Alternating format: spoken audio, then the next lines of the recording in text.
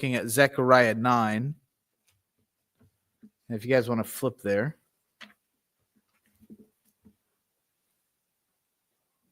You can go sit in there.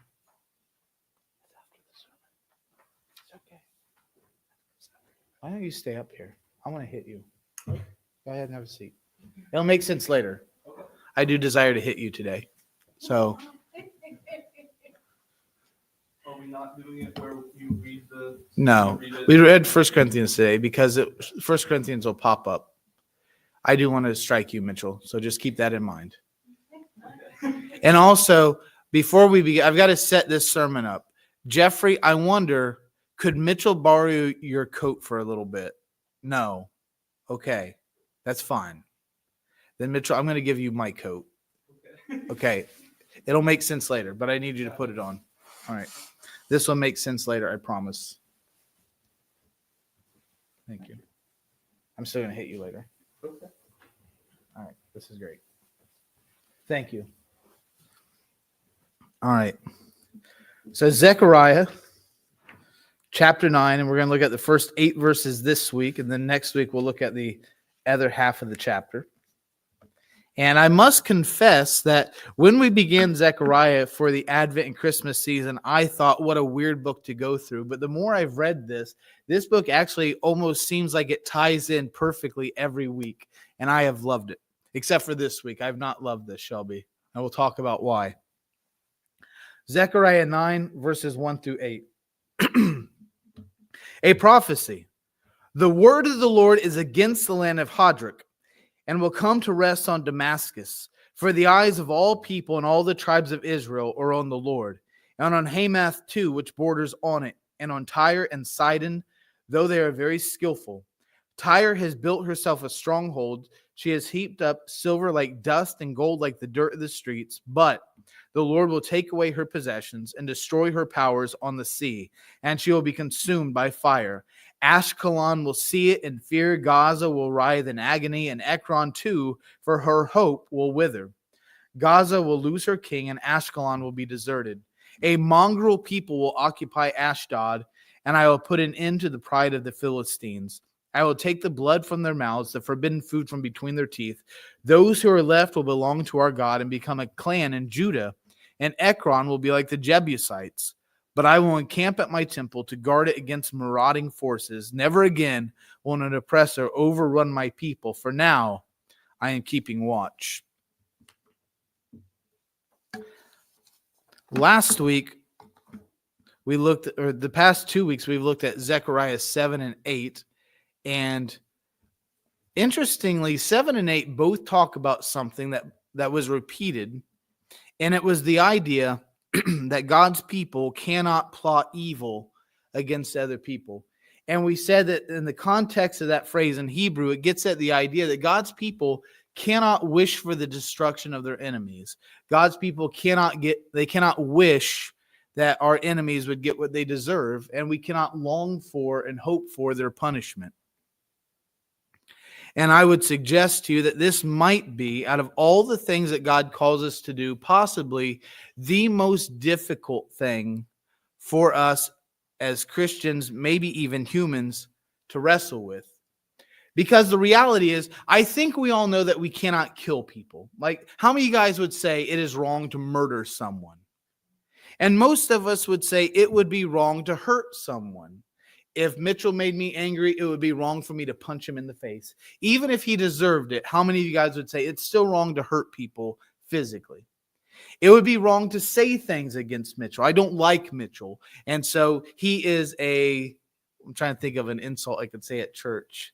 He's a dirty warthog of a person. And you guys might say, Jeff, it's rude to make fun of. How many of you guys would say that it's rude to insult people? But when it comes to maybe longing for our enemy's destruction, that might be a different story. How many of you guys would say, I really don't see the problem with wishing for someone evil to be destroyed and being punished for? How many of you guys would say, I don't necessarily see what's wrong with that? How many of you guys would say that you've longed for an enemy's destruction? I think that most of us at some point have wished for that. And so when we talk about hurt. And, I realize that, talking about hurt might be a difficult thing to talk about because one, you might say, well, I am hurt. And it's difficult to talk about hurt because it reminds me how hurt I am. Or it might be the opposite where we don't want to talk about it because we just want to dismiss hurt. But the reality is that hurt is something that we have all experienced in some way, shape, or form. And the cool thing about hurt is physical hurt. How many of you guys have a scar and it's like, oh, I've got a great story for this scar? Like, and I was thinking about this week, and I did not really think about, praise God I'm alive. That's what I say first, Shelby. Because based on the number of scars I have, I should be dead. I have a scar on the back of my head where I busted my head open as a kid. I tried to jump on the back of my sister's bike so she would ride me off to glory, and I slipped, smacked it on the curb, and my head's busted open. Oh my. I've got a scar on this hand from a four-wheeler accident. I have a scar on this hand, which I almost died from this one. I cut my wrist on a glass window that I accidentally hit my hand through when I was like 5. That was horrifying. I have a scar on my tongue from also when I was 5, when I bit my tongue open in the house. I have a scar under my knee that I gashed open in Honduras. That's a gross story, Brenda, because the whole week it kept cracking back open and bugs just kept, you don't want to know. It's a gross story, but it's a cool story, and it shows you how cool I am. Physical scars are in some ways the best scars because they heal faster, and there's usually something cool behind it. It might be gross, and we might say it to gross people out. We might say it to pick up chicks. That's never worked for me. She's saying no and laugh. It did not work. But anyway, physical scars are a much different breed than emotional scars.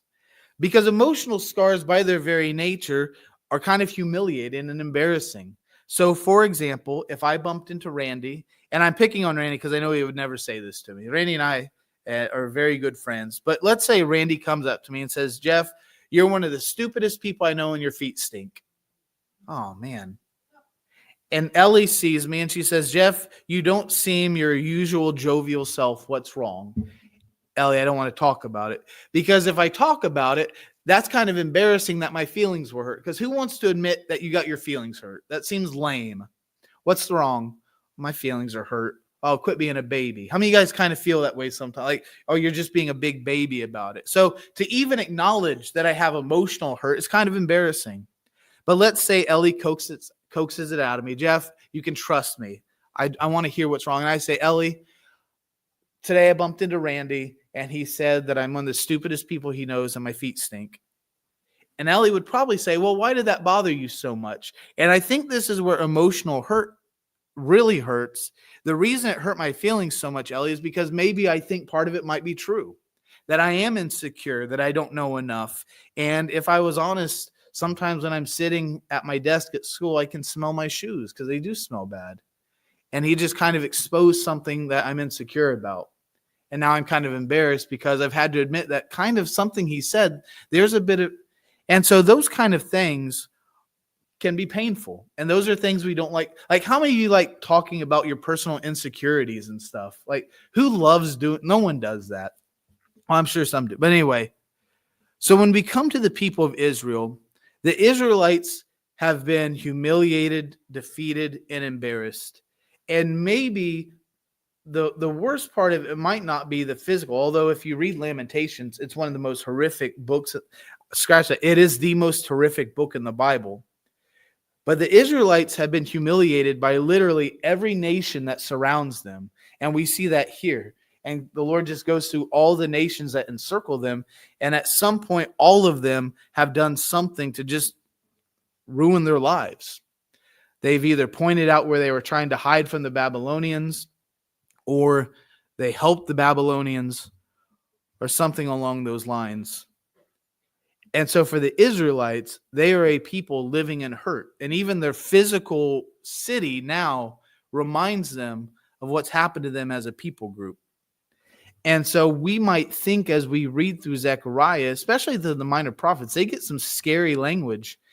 And we might say, I can't wait for these other nations to get what they deserve. And we get to chapter 7 and 8, and God says, I don't want you to be that way. I don't want you to sit and just wait for me to destroy your enemies. that's wrong. And I think the difficulty in that is that there's a comfort, maybe, in wanting our enemies to be destroyed. Because I know something's going to happen to them. And God says, I don't want you to be that way. And remember in chapter 8, God says, I want you to fall in love with peace, and I want you to fall in love with truth. I don't want you to be consumed by rage and vengeance. I want you to seek peace, and I want you to seek truth, even among your enemies. How many of you guys think that's a difficult thing to ask? You've been ransacked by, and I don't think we can comprehend what it means to be ransacked by another people group. Last I've checked, the Canadians have not launched an assault on us. So I don't know that we can truly comprehend this. But at the same time, how many of you guys would be like, if we were ransacked by another country, we'd be okay with God saying, I don't want you to think about revenging yourself against your enemies. I just want you to ignore that. How many of you would be like, okay, whatever? Or how many would say, God, I struggle with that? That's hard to do. But in chapter 9, the Lord tells them, this is the reason I don't want you to concern yourself with thinking about revenge, because I'm going to take care of those nations. And so he gives a very long list of countries, starting with the northern cities of Hadrach, Damascus, Hamath, the city of Tyre and the city of Sidon, all in the north. And then, of course, Ashkelon, Gaza, Ekron, and Ashdod are 4 of the 5 major Philistine cities in the south. And so the Lord says, I'm going to punish your enemies in the north. I'm going to punish your enemies in the south. And you would say that I love mirror, like they're all over. But so when God says, I'm going to destroy your northern enemies and your southern enemies, he's saying, I'm going to destroy all your enemies, every single one of them. And this is what's interesting. I said that there's 5 major Philistine cities, but only 4 are listed. Do you know why maybe 4 are only listed? Because one of them's already been destroyed. God's working on this even as they speak. But he says that Tyre, which has accumulated so much gold and silver that it's like he says that their silver and gold is equal to the amount of dust and dirt that's in the land. They live in a deserty area, so there's dust and dirt everywhere. Some of you might be saying now, I wish that all the specks of dust and dirt in my house were gold and silver, and I wish that for you too. That's why I don't dust, because maybe one day the Lord will. I'm teasing. I'm just too lazy to do it. But the Lord says for Tyre, he will take away all their possessions and destroy their merchant ships. For Gaza, their king will be defeated. Their people will writhe in agony. Ashkelon will live in fear, watching Tyre be destroyed. Ashdod will be occupied by foreigners, or as it says here, mongrels. Ekron will writhe next to Gaza, and any hope that Ekron has will also die away. And so the Lord promises them, I will avenge you against these enemies. Don't concern yourself with it. Just leave that to me. In Deuteronomy 32:35, it says this, it is mine to avenge, I will repay. In due time, their foot will slip. Their day of disaster is near, and their doom rushes upon them. Paul quotes that in Romans 12:17-19, where he says this, do not repay anyone evil for evil. Do not take revenge, my friends, but leave room for God's wrath. For it is written, it is mine to avenge, I will repay. Ironically, this is one of the biggest themes in Scripture, that God will punish those who have done evil. If you go all the way back to Genesis chapter 4, Cain straight up kills his brother. And this is one of the most crooked things in the Bible, but it also shows you how sin works. I've killed my brother for a stupid reason, but now I'm scared to death that someone's going to kill me, and I deserve it. And Cain's like, this is too, like, I can't live with this. And God says, well, here's the thing. I'm going to put a mark on you, and anyone that harms you, I will repay their evil with punishment.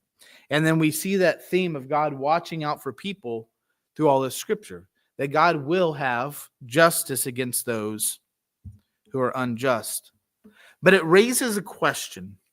If I'm not allowed to think and wish and desire and plot evil against my enemies, because God's going to do it in the future, what in the world am I supposed to do with my enemies? How am I to treat those people who have risen up against me? If we continue to read in Romans 12, Paul quotes Proverbs 25, 21, and 22. And it's fascinating that Paul is pulling out all the stops from quoting the Old Testament, as if Paul says, I know you're going to struggle with me saying this. And some of you might say, Paul, you're making this up. And Paul says, nope, I'm quoting Deuteronomy and I'm quoting the book of Proverbs. So he quotes this, Proverbs 25, 21 through 22. On the contrary, if your enemy is hungry, feed them. If he's thirsty, give him something to drink. And doing this, you will heap burning coals on his head. The Lord calls us, do not desire and plot and scheme the downfall of your enemies, but instead I want you to show them love. I want you to find what their needs are, and I want you to meet their needs. And by doing this, it would be like you're taking hot coals and putting it on their heads.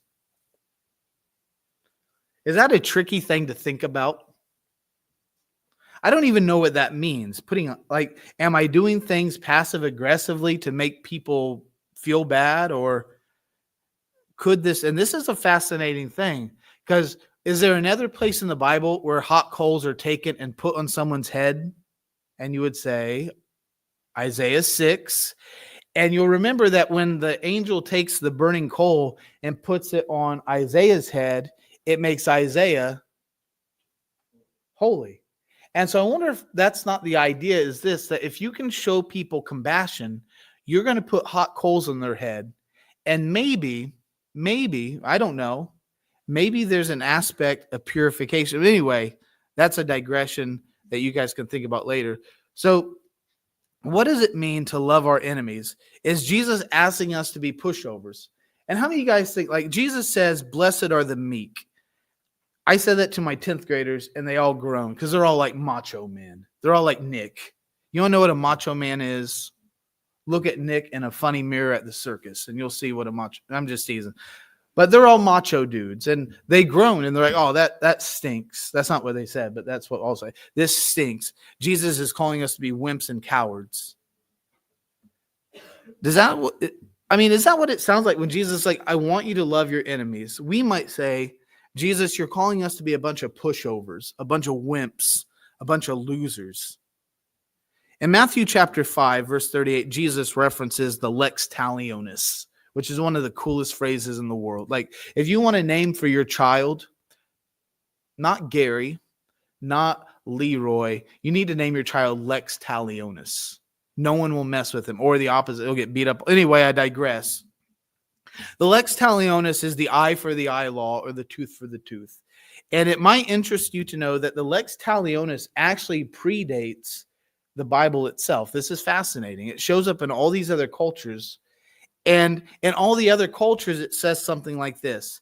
If a slave goes to a king and punches the king in the face, and the king spits out 3 teeth, the king gets to do what? Does anyone know what he gets to do?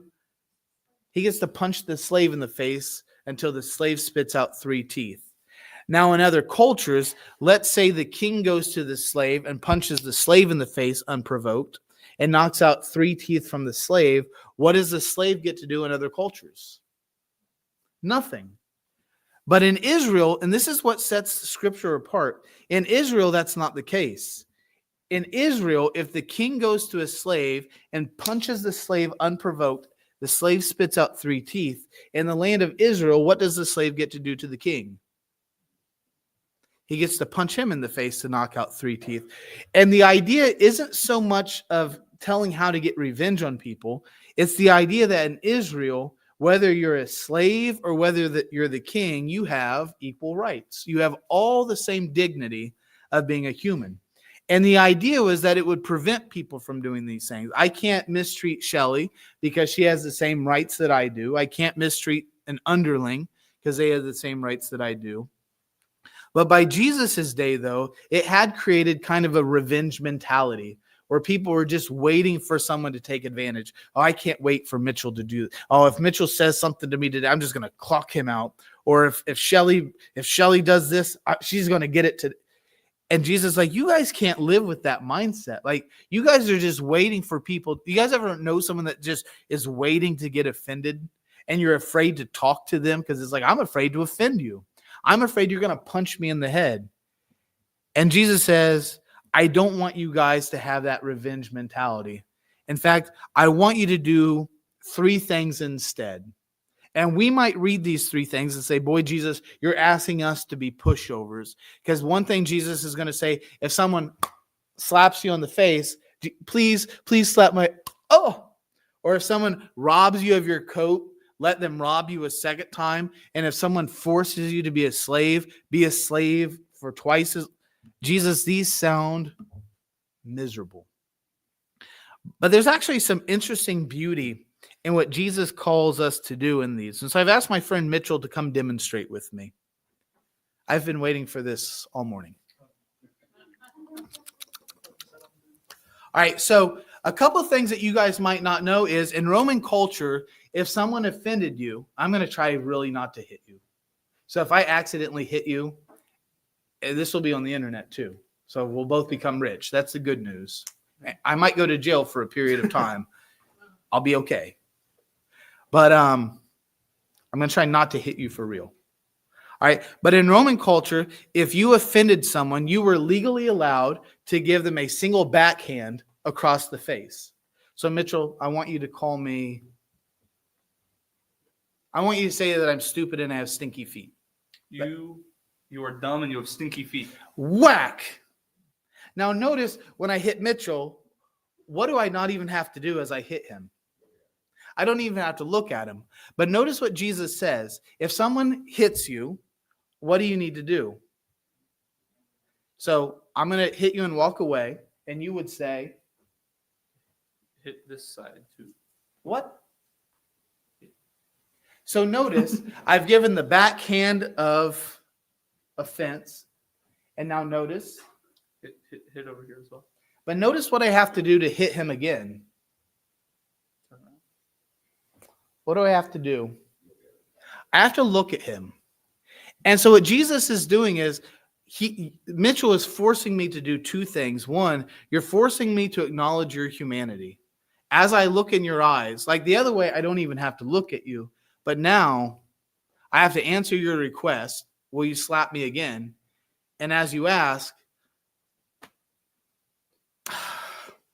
and the second thing is, you're forcing me to confront my own inhumanity.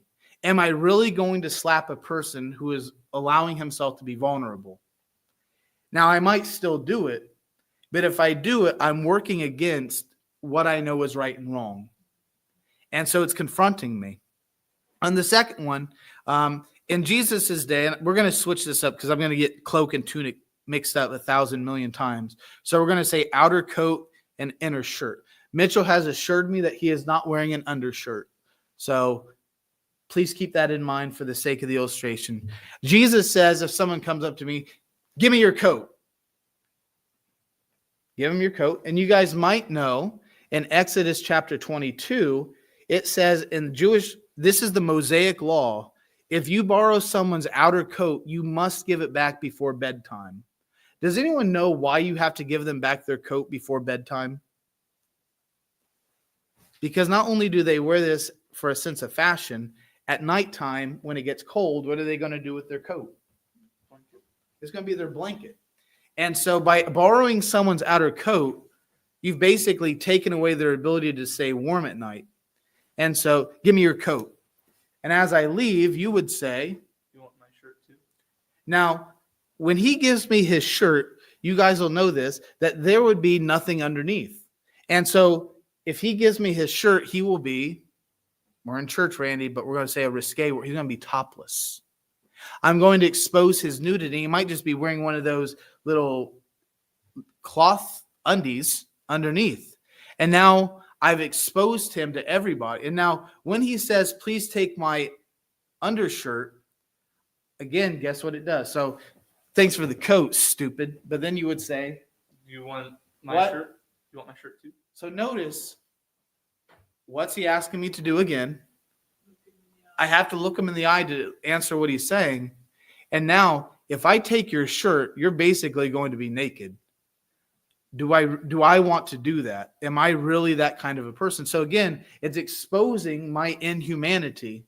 and asking me, am I really this monstrous that I would force someone to walk around town naked? And we still have a couple 10th graders in here. I said this in Gospels class, and they all, not the girls. The boys were all like, but imagine demanding this of a lady. That'd be even more humiliating. And so it kind of gets at the idea, you're forcing them to just confront their own humanity. And the last, well, that's mine. You don't need it back. Give it back, you thief. And then the last one is Jesus says that if you can sit down for this one. Thank you. Thank you, Mitchell. I'm glad I didn't really punch you in the face. I'm glad you didn't. I am too. On camera, I think I would have gone to jail. But who knows? I don't know. How old are you? I'm 18 now. Oh, so that would have been fine. Like, I could have done it. It would have made it more real. It would have been super real. I'm glad I didn't know.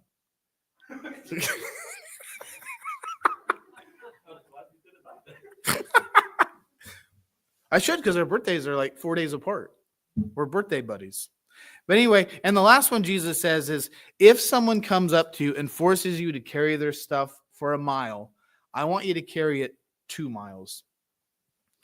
You guys might know this, that in Roman culture, Roman soldiers could force civilians to carry their stuff for about 4,860 feet. And Jesus says, if they force you into that conscription, don't just go one, go an extra one. For those of you guys who watch The Chosen, I don't know if any of you guys do, this is a beautiful scene in the show. It's like a 5.5-minute clip, so I didn't want to show it. But Jesus is walking with, and again, this is made up. This is not recorded in scripture. It's just illustrating Jesus' teaching. But as Jesus is walking with his disciples, teaching them a powerful lesson, Roman soldiers come up and they force the disciples and Jesus to carry him. The disciples are not happy. And Jesus just puts it on and starts walking. And the whole time the Romans are kind of mocking the Jews for having to be their slaves. And they get to the mile marker and the disciples start taking off the Roman backpacks and stuff. And Jesus just keeps walking. And the soldier's like, stop. What are you doing? And in the clip, and it illustrates it beautifully, he turns around and looks at him because they've asked him a question. And he says, are you guys stopping here? And the soldiers say, no, we still have to keep going. And Jesus says, well, then why should I quit carrying your stuff just because this is the end of my destination? And he continues to carry it. And it gets at this idea that, again, you're forcing me to do something. Now I'm going to confront, instead of just dropping it off, I'm going to turn to you and say, why don't you let me carry this a little bit more? And notice what it's doing. I'm forcing you to acknowledge my humanity, and I'm confronting your own sinfulness and your own treatment of people by asking you, is this how you want to treat people? And so notice who puts in these situations, letting someone slap you, carrying the extra, and taking off your undershirt. What is this giving to the person who's doing these acts of love towards the enemy? It's putting them in control, isn't it? You're not the one slapping me. I'm allowing you to slap me.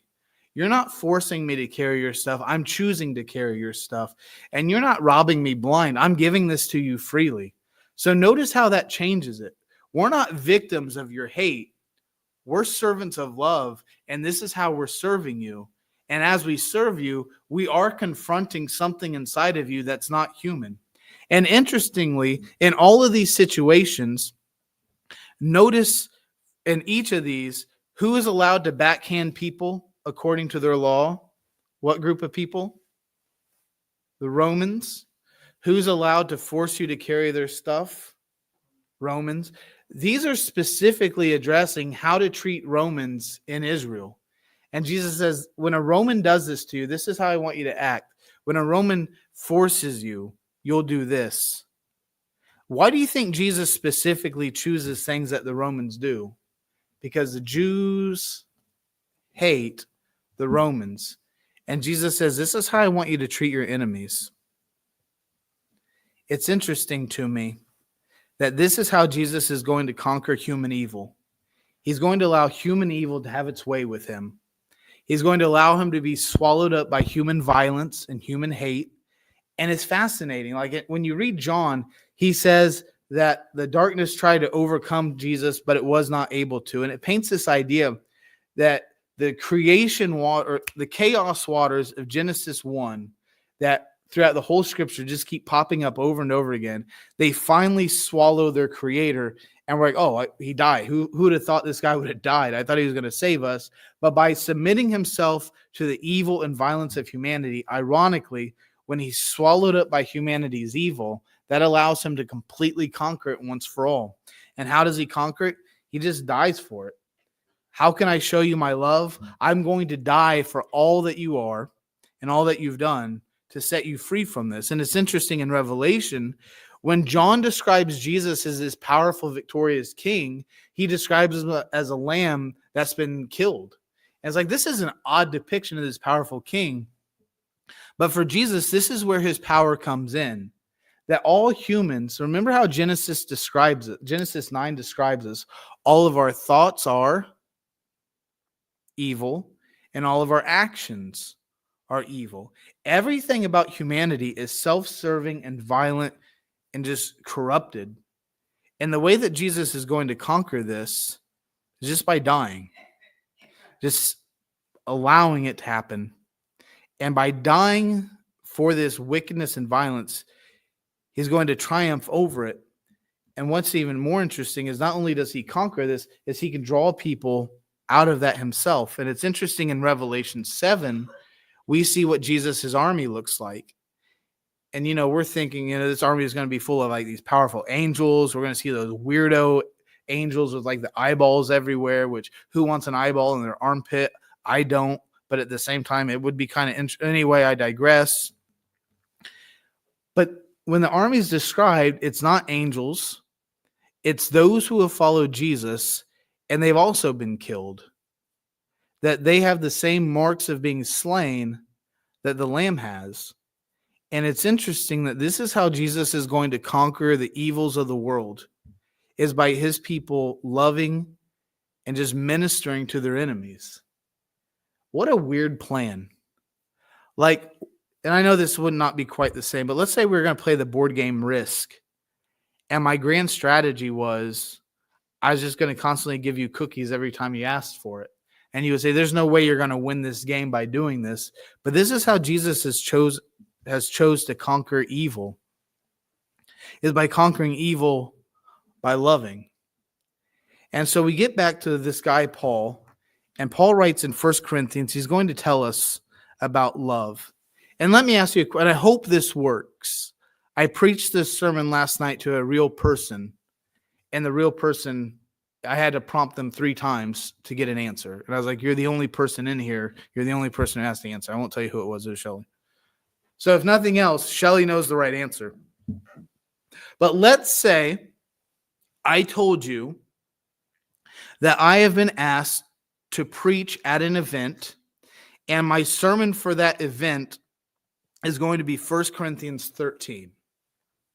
Jeff, can you do this thing? Yeah, I'll do it. And my sermon is going to be 1 Corinthians 13. What event might you think that sermon is going to be preached at? A wedding. How many of you guys would have said wedding? Almost every wedding I've gone to that had a sermon, guess what they preached from? I'm going to preach from Leviticus 18 if I'm ever asked to do a wedding. But anyway, I won't. Yeah, I might. Who knows? I'm crazy. But typically we think of 1 Corinthians 13 as written for husband and wife. But does anyone remember the context of 1 Corinthians? This church hates each other. And so Mitchell comes in on one Sunday and says, you know what? C.S. Lewis is the dumbest author. The author that I read the most is Augustine. Oh, what a stupid person. C.S. Lewis is the way to go. And Randy comes and says, you're both idiots. I only read Josephus. And then Jeffrey comes in and says, listen, morons, you're all wrong. The person that I follow the most, I follow Jesus Christ himself.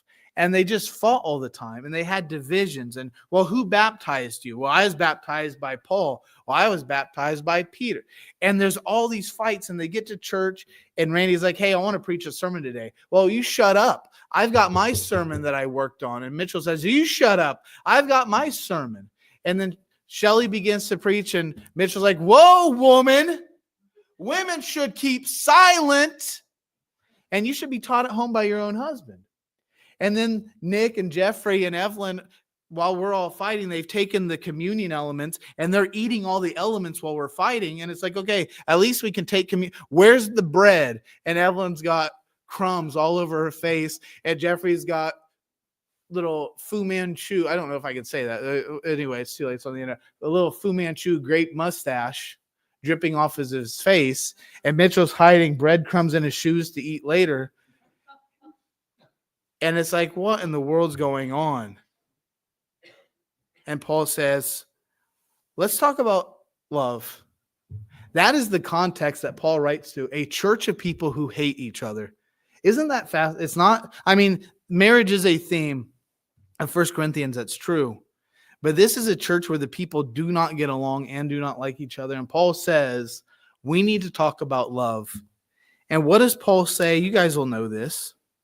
Paul says, first, if we do anything without the motive of love behind us, we're just obnoxious. I did this one time at a church. I had a pair of cymbals, and I read 1 Corinthians 13, and I clanged this, and you guys can picture this because I'm obnoxious anyway. I was clanging the cymbals as loud as I could, trying to read 1 Corinthians, and they were yelling. They were yelling at me to stop, and I could not hear them because they were so loud. And finally, one lady's like, stop, we can't hear anything you're saying. And I said, exactly.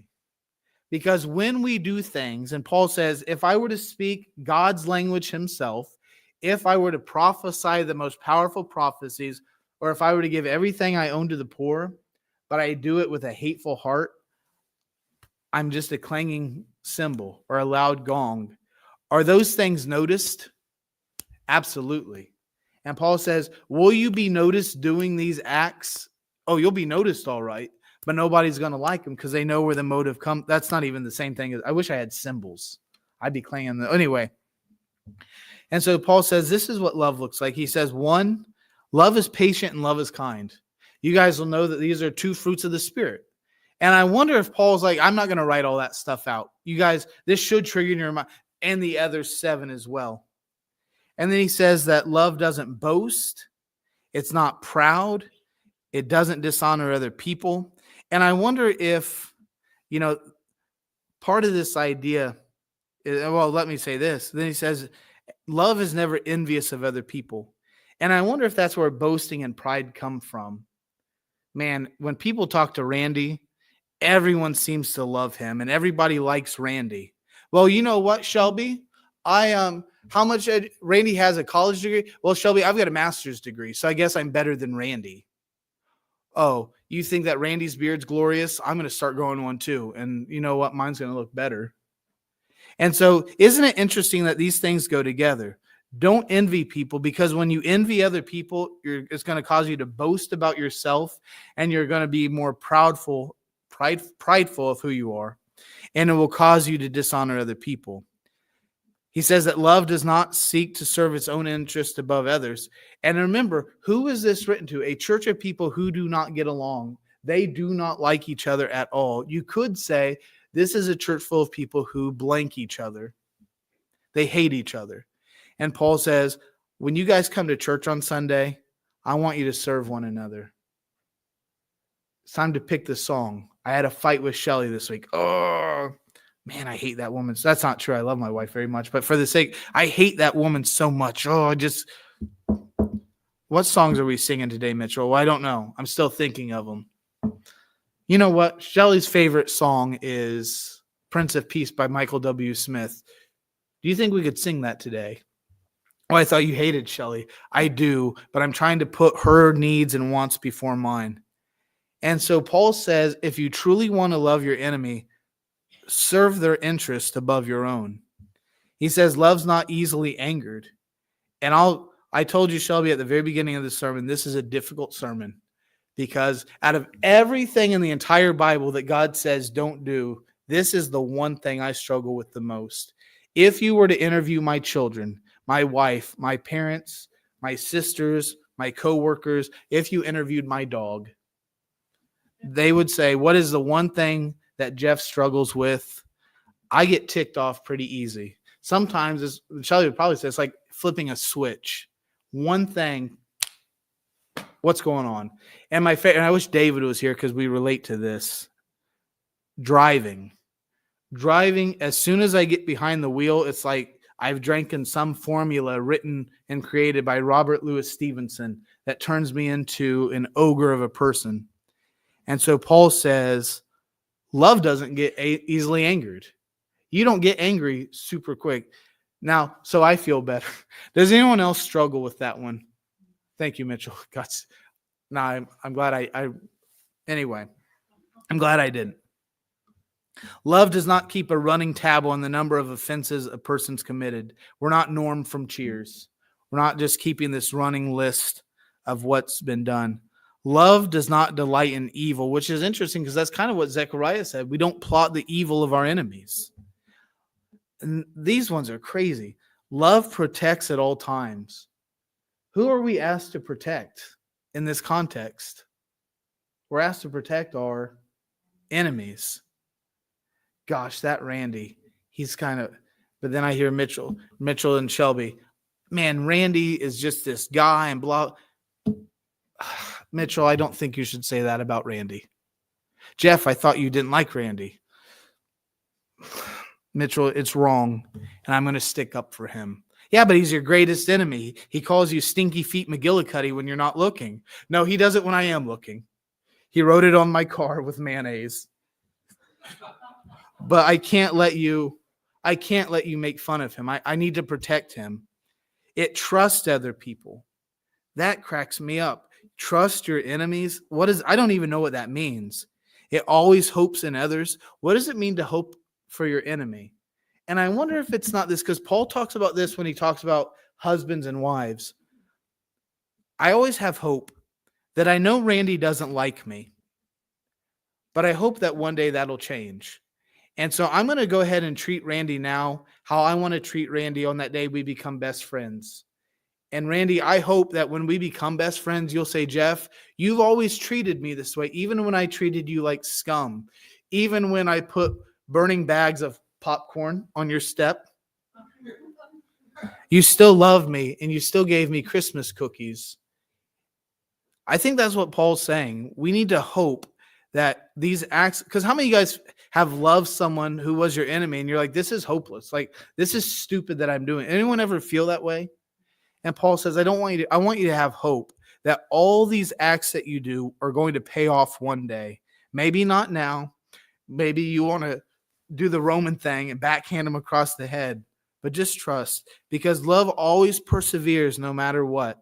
No matter how bad things get, we don't give up. Some of you guys know my brother-in-law, Donald. And Donald was one of the greatest people I've ever met. I truly mean that. And one of the things that he did is he would always find the people that were overlooked and the people that everyone else neglected. He would go and love those people. And it is astounding. I've never met anyone like him in my entire life. And these would be difficult people. These would be people that the world would label as toxic. And when you label someone toxic, the world says it's okay to treat them badly because they're bad people. I don't think that's what Paul says. But anyway, he would love them over and over again. And sometimes that would hurt him tremendously. And I'd be like, man, why do you constantly love these people? And he says, because God's never given up on this person. And I don't think I can give up on them either. I'm going to continue to love them because true love will always persevere. And true love, in the end, it wins. And they might not embrace my love, but I've done what God's called me to do. I win. There's nothing I do that's wasted. Because remember what Jesus says, even if you give somebody a cup of water in Jesus' name, there's a reward for something even that simple. So God looks at all these deeds of love that we do, and God's not like, oh man, I didn't pay attention to any of those small, like that person treated you badly your whole life and they died treating you badly. Oh my, I guess nothing you did counts. Sorry. That's not how God works. He's like, you know what? Even though they never responded to your love, I saw everything you did, and I thought that was pretty cool.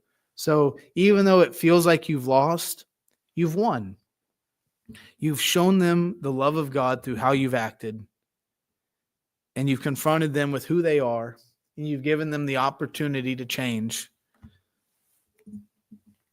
That's a difficult thing to say. It's how many of you guys have ever had an enemy?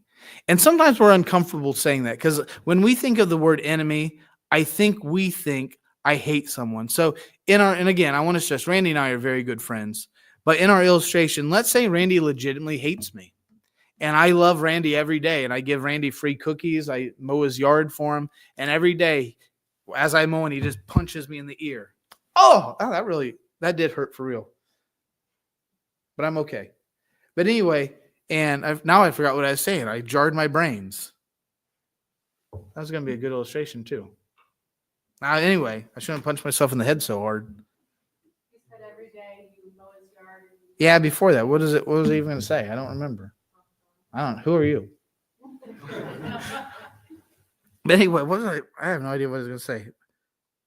Yeah, I don't know. Let's move on. I shouldn't have punched myself in the ear. So even if people respond negatively to you loving them, like if they legitimately hate you, you should still. Yeah, that's what I was. So even if Randy, and I love Randy, I do these things. Randy is still my enemy. That doesn't mean I hate him. In fact, I love him. An enemy is someone who has risen up against you for some reason. It does not mean that you hate them. It's not negative. Jeff, do you have an enemy? My enemy is Randy. Well, why is he your enemy? Because despite loving him as much as I do, he just berates me and treats me badly. So there's nothing wrong with just acknowledging this person is an enemy towards me. Now, if you treat them as an enemy in return, next time Randy punches me in the ear, he's going to get it. Look what I brought, a fist, a knuckle sandwich, eat it. That would be wrong. But Paul says, once you know who your enemy is, now you know how to love them. You know what to do for them. And so in that regards, I would ask this. How many of you guys have ever had an enemy in your life? Just someone who for some reason was risen against you. You may have loved them. You may have cared for them. And no matter what you did, they just made life difficult. As we close today, we're going to do something a little interesting. And I walked Shelly through this and she said, this is an okay idea. Remember what Jesus says in Matthew 5. He says, if you have something against somebody, when you come to the altar, leave your gift there, go reconcile with them, and then come back and then do your gift. I made an assumption last night, and maybe I'm wrong. Maybe I'm not. Who knows? But my assumption is that maybe most of us have somebody in our life who just causes us difficulty. I'm not going to ask you to raise your hand. I'm just going to assume that we do. And if you don't, that's awesome. But I would assume that there might be one person in this world that we struggle with. Someone who just rubs us the wrong way no matter what. And what I'm going to ask you to do, I'm going to ask you to write their name down, because then they might see me like, why'd you write my name down? Well, because you're a jerk to me and I wanted the world to know. Don't do that. But I want you to think of this person who just causes you difficulty. And what I'm going to ask you to do is this week, I'm going to ask you to reconcile with that person. I'm going to ask you to go to that person and just seek peace with them, whatever that means. And what we're going to do is we're not going to take communion today. And for those of you who have every relationship reconciled and like, I love everybody and everybody loves me, then here's what I'll say. You need to make sure that you're here Tuesday at 6 for our Christmas Eve service. You can take communion then, and it'll be great. It'll be glorious. But my assumption is that maybe some of us have a relationship in our life that is not what it should be, that it needs help. It needs love to pour into it. And so for those who need reconciliation, we're just going to take a couple days off. We're going to think about it. And I'm not asking you to dismiss it, but I'm asking you to legitimately think about who is the person that I just struggle with, that I need to do something to show them the love of Christ, reconcile with them, and then come back Tuesday. And Tuesday night at our Christmas Eve service, we'll take communion that night. And I might ask something cheesy like this: are all hearts clear? Is everyone that came today, have you reconciled those relationships to make them what Jesus wants them to be? And is that going to happen in 2 days, Mitchell? Probably not. But what I can ask you to do is begin the process. Begin the process of loving your enemy and showing them the love of God. And so instead of closing with communion, we're going to come. Mitchell's going to lead us in a song. I think Katie's going to help, I believe. And as we close with this song, I'll just ask, who is the person that you need to reconcile with? And if you need to come pray, come pray. I think I'm more desiring that instead of just coming and taking care of business here, you take care of business by the Lord's power and strength out there, wherever it is. So let's stand together. Let's close with let all mortal flesh keep silence. If you wanted to take communion today, long for it in your heart. Think about, is there anything keeping me relationship-wise from these elements? And if the answer is no, that's great. See you Tuesday. If the answer is yes, reconcile. I'll still see you Tuesday.